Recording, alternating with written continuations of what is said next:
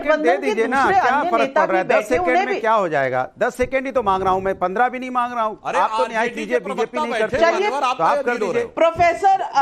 Professor Anwar पासा जी, professor Anwar पासा जी, आपकी इजाजत हो तो 10 सेकंड में अनुराग भदौरिया जी को देती, 10 सेकंड। देखिए, भारतीय जनता पार्टी के प्रवक्ता को मैं खड़े होके उनकी ताली से हमारे टाइम में से मत दीजिए। कमाल है भाई, माने हमने जो मुद्दे उठाए किसान के, बेरोजगार के, महिला अत्याचार पे कोई जवाब नहीं। मतलब आपको कोई मतलब नहीं है किसान से, छात्रों से, महिलाओं के अत्याचार पे, आपको मतलब किससे है? व्यक्तिगत। कमाल की बात है, आप सरकार में हैं, सरकार का मैंने सवाल उठाया किसान के बारे में आप क्या सोच रहे हैं, युवाओं के बारे में क्या सोच रहे हैं, छात्र के बारे में क्या सोच रहे हैं, महिला पे अत्याचार के बारे में क्या सोच रहे हैं, इस पर कोई जवाब नहीं। कमाल की बात कर रहे हैं आप भी। और आप कह रहे हैं सैनिक, अरे भैया सैनिक की पत्नी थी मणिपुर में जिसके साथ अन्याय हुआ था, उसके पति ने क्या बोला? कारगिल में मैं देश की तो रक्षा कर पाया, लेकिन अपनी पत्नी की सवाल उठाए। सुधांशु जी आप जवाब दे ही दीजिए, आप जवाब दे ही दीजिए, क्योंकि अनुराग भदौरिया जी ने जो सवाल उठाए थे, मैंने पहले कहा ये सवाल वहां मंच पर नहीं उठाए गए, ये यहां स्टूडियो में उठाए जाते हैं। मंच पर कौन से सवाल उठाए गए थे ये जनता भी जानती है, सुधांशु जी आप भी जानते हैं। जवाब दे दीजिए अनुराग भदौरिया जी, आपका फेडर डाउन। सुधांशु त्रिवेदी जी का जवाब। आप जवाब ही दे देता हूं मान्यवर। जो आपने कहा सारे मुद्दों की बात, तो मुद्दे इतने गिनते गिनते आपकी उंगली थक जाएगी। 4 करोड़ जिन गरीबों को आवास दिया है, उन गरीबों में 3 करोड़ मकानों में मालिकाना हक में रजिस्ट्री में महिला का नाम है। दावे से कहता हूं 2014 से पहले 3 करोड़ गरीब वर्ग की महिलाएं नहीं थी जिनको हाथ में मिलाओ। अगर 11 करोड़ शौचालय मिले हैं तो वो इज्जत घर हैं गरीब वर्ग की महिलाओं के लिए। अगर 14 करोड़ घरों में नल पहुंचा है तो जो महिलाएं सर के ऊपर मटकी रख के उनको मीलों मीलों से आना पड़ता था, ये उनके लिए आके मिला है। अगर बच्चियों से बलात्कार करने वालों को मौत की सजा का प्रावधान हुआ है तो हमारे समय में हुआ है। यदि कामकाजी महिलाओं के लिए 6 महीने के मातृत्व अवकाश का प्रावधान हुआ है तो हमारे समय में हुआ है। फाइटिंग फोर्स में अगर कमीशन फोर्स में महिलाओं को स्थान मिला है तो हमारे समय में मिला है। अरे जनाब अभी सुनते तो जाइए, अभी आप क्या कर रहे हैं? सबसे ज्यादा अगर महिला मंत्री है तो हमारे जमाने में है। नारी शक्ति वंदन अधिनियम हमारे जमाने में पास हुआ है। 44 करोड़ जो मुद्रा योजना के लोन मिले उनमें 68% महिलाओं को मिले हैं। मेरे भाई समझने का प्रयास तो करो। आपके यहां कितने नहीं है कि महिलाएं आत्महत्या कर लेती थी बलात्कार में दुखी होकर, फिर कहा जाता था कि बच्चों से गलती हो जाया करती है। आपकी तरह नहीं है कि मुजफ्फरनगर का कांड हुआ था और उसके बाद आजम खान ने कहा था ये रेप हुआ ही नहीं, बुलंदशहर का रेप। उसके बाद हाई कोर्ट ने फटकार लगाई तो उनको अपना बयान वापस लेना पड़ा था। आपकी तरह नहीं है कि आजम खान ने खड़े होकर लोकसभा की पीठ पर बैठी हुई महिला के साथ अभद्र बात कही थी और 3 दिन तक माफी नहीं मांगी थी और अखिलेश जी भी उनके साथ खड़े रहे थे। भाई साहब मुद्दे की बात करना चाहोगे तो मुद्दे की बात करने के लिए आपके पास कुछ नहीं है। और मैं पूछना चाहता हूं संदेश खाली की महिलाओं के लिए आपके दिल में क्या हो जाता है? मैं पूछना चाहता हूं कश्मीर में जहां पर कि लाखों हिंदुओं को भगाकर कहा गया था कि छोड़ के चले जाओ और अपनी महिलाओं को छोड़ जाओ, उसके लिए क्या हो जाता है? वहां बताइए केरल में हजारों लड़कियों के साथ जो कुछ हुआ, जो वहां के कम्युनिस्ट पार्टी के मुख्यमंत्री और कांग्रेस के मुख्यमंत्री ने बोला, उनके लिए क्या हो जाता है? मेरे भाई बताओ, उत्तर प्रदेश में आपके जमाने में एक इमराना थी जिसके साथ उसके ससुर ने बलात्कार किया तो मौलवी फतवा जारी कर देता है कि वो ससुर की पत्नी और पति की मां हो गई और आप उस समय चुप रहे थे। उसके लिए क्या होता है? मुद्दे की बात बताओ मेरे भाई समझने का प्रयास करो। चलो भाई आप भदौरिया जी, अब आप बहुत बोलिए, बताओ महंगाई की दर क्या है और विकास की दर क्या है? अब आ गए विकास की दर, उसकी दर मैं आपसे पूछ रहा हूं। सुनिए मेरी बात, मैं विकास दर बताता हूं, रुकिए एक मिनट। आप ये बताइए, पहले बोलिए, मैं कहता हूं संदेश खाली जो गलत हुआ। आप बोलिए पहलवान महिलाओं के साथ जो गलत हुआ, अच्छे हुआ, बताइए, जवाब दीजिए मुझे।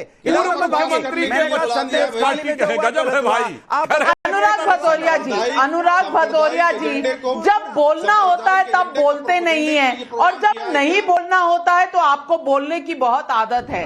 अब मैं आरजेडी के नेता और प्रवक्ता प्रोफेसर अनवर पासा के पास जाना चाहती हूं। और अनवर पासा जी, आपसे सुधांशु त्रिवेदी जी ने एक सवाल पूछा था और सवाल इस बात का पूछा था कि इतने सारे बच्चों की जब बात होती है तो लालू जी कौन सा बयान दे रहे थे, पर्सनल या राजनीतिक?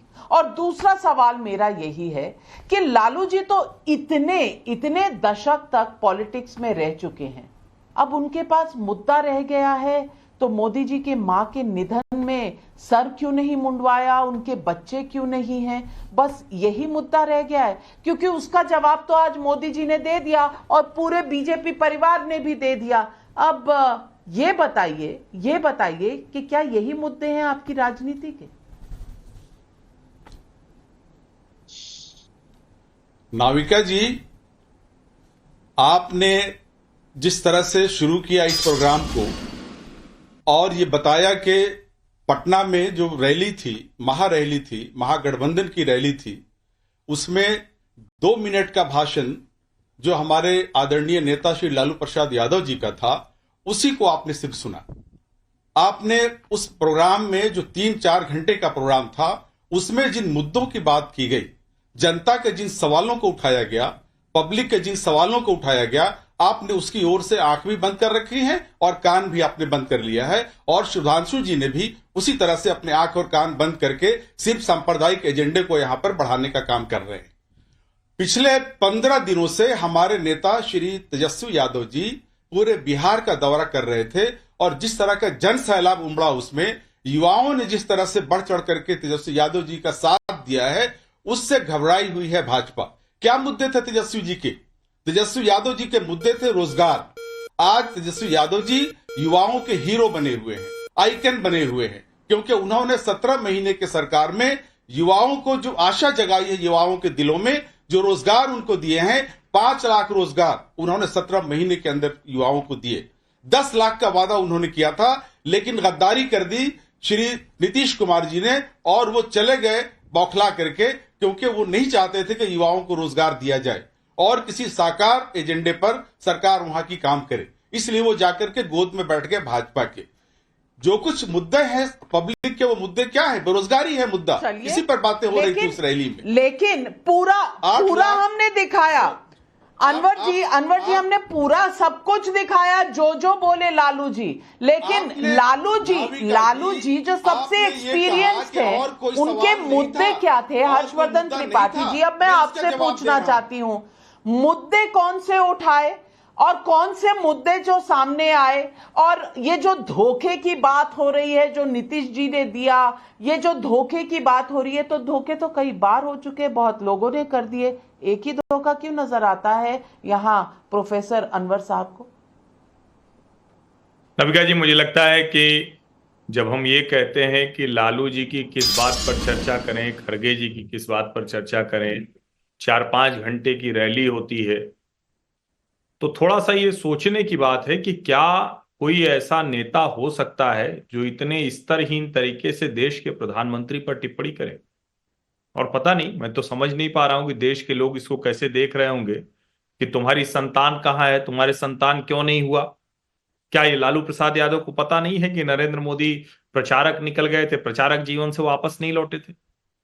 और लालू प्रसाद यादव या ऐसे लोगों का संकट ही यही है, किसी भी कालखंड में किसी घर के बच्चे का गृहस्थ जीवन से बाहर निकलकर संन्यास लेना हो या किसी खास लक्ष्य के लिए अपना जीवन समर्पित कर देना बड़ा कठिन काम होता है।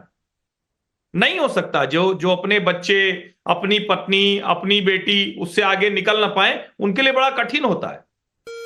और यही वजह है कि ऐसे लोगों के निशाने पर सबसे पहले क्या होता है? राष्ट्रीय स्वयंसेवक संघ होता है, क्योंकि उनको लगता है कि एक ऐसे लोगों का समूह है जो अपना शादी ब्याह नहीं, अपनी पत्नी नहीं, अपना बच्चा नहीं, अपना घर नहीं। और नरेंद्र मोदी के जो परिवार के लोग भी हैं, जो उनके भाई बहन हैं, हम में से कोई नहीं जान पाता है। यहां तो आप क्यों तेज प्रताप यादव क्यों मंत्री बने हुए हैं, इस सवाल का जवाब आप खोजिए। मीसा भारती ही राज्यसभा की सदस्य क्यों बनेंगी, इस सवाल का जवाब आप खोजिए। और ऐसे ढेर सारे सवाल ऐसी परिवारवादी पार्टियों में दिखेंगे। मुश्किल होती है उनको जब एक व्यक्ति कह रहा है कि हमारे लिए देश परिवार है, तो उनको बड़ा विचित्र लगता है। यहां तो एक छोटी सी खेत की मेड़ होती है, उसके लिए एक दूसरे को लोग जान से मार देते हैं। जाने क्या क्या हो जाता है। परिवार में एक लोकसभा सीट और विधानसभा सीट के लिए सास बहू लड़ रही है, चाचा भतीजा लड़ रहा है, पिता पुत्र लड़ रहा है, जाने क्या क्या हो जाता है। ऐसे में यह असंभव है, इन लोगों को समझ में नहीं आ सकता कि कोई एक व्यक्ति कोई निकल जाए घर से और वो देश के लिए कहे कि हम खड़े। और मैं फिर से कहूंगा, देश के लोगों को अच्छे से सुनना चाहिए। अभी कितना समय बीता, मीसा भारती पटना में हनुमान मंदिर के सामने खड़ी थी, प्रार्थना कर रही थी, हमारे पिता को कुछ हो गया तो। दूसरी बेटी रोहिणी आचार्य कह रही थी कि ईडी वालों समझ लेना बख्शेंगे नहीं। दवा नहीं देने दिया जा रहा था, और आज लालू जी दहाड़ रहे हैं मंच से। लालू जी कोई सामान्य व्यक्ति नहीं है।